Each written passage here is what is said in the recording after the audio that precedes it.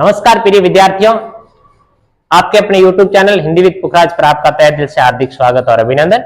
हमेशा की तरह आज अपनी पुनः क्लास शुरू हो रही है। अपना जो चल रहा है तुलसीदास जी पाठ, तुलसीदास जी का जो पाठ है उसमें अपन पढ़ने जा रहे हैं राम लक्ष्मण परशुराम संवाद। उनके जो पद है, ये जो पद है लिए कहां से गए हैं? रामचरितमानस। किससे लिए गए? रामचरितमानस। और रामचरितमानस के प्रथम जो कांड है, कौन सा कांड है? अध्याय है बाल कांड। कौन सा कांड है? बाल कांड से ये लिया गया है। और इसकी भाषा कौन सी है? अवधी है। कौन सी भाषा है?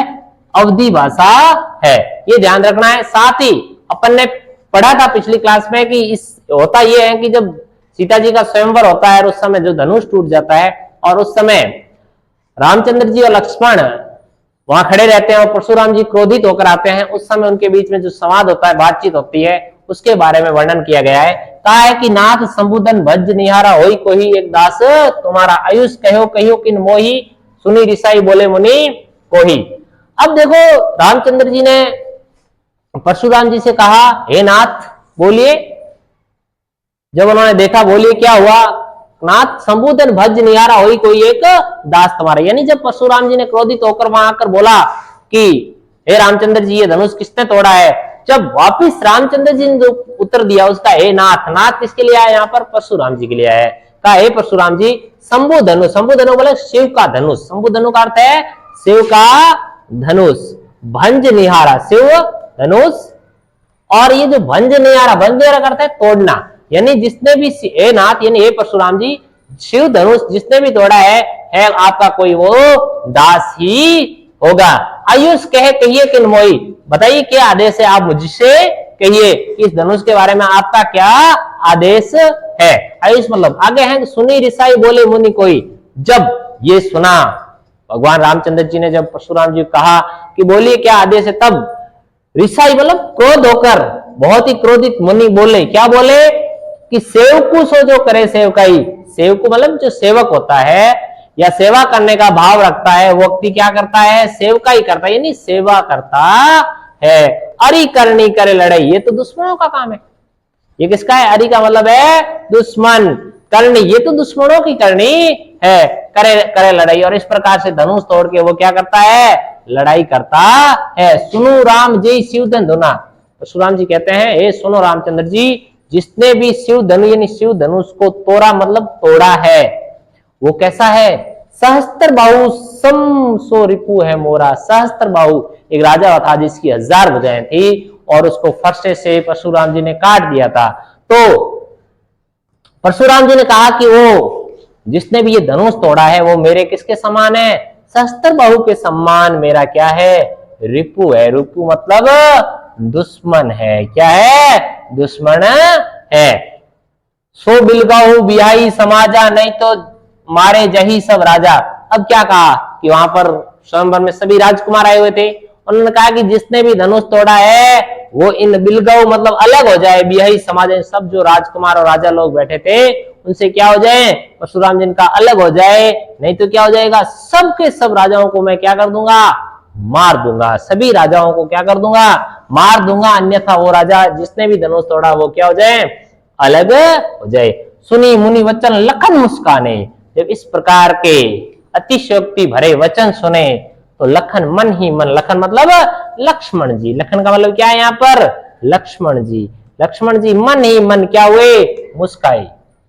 बोले पशु धरी अवमाने, यानी परशुराम जी की अवमानना करते हुए बोले, ओ धनु तोरी लरिकाई। लरिकाई मतलब बचपन, लरिकाई का मतलब है बचपन, कि हम जब छोटे थे तो बहुत सारे धनु, बहु का मतलब यह बहुत है, धनु का मतलब छोटे छोटे धनुष, तोरी का मतलब है तोड़े हैं, लरिकाई का मतलब बचपन, जब हम छोटे थे तो ऐसे तो बहुत सारे धनुष तोड़े।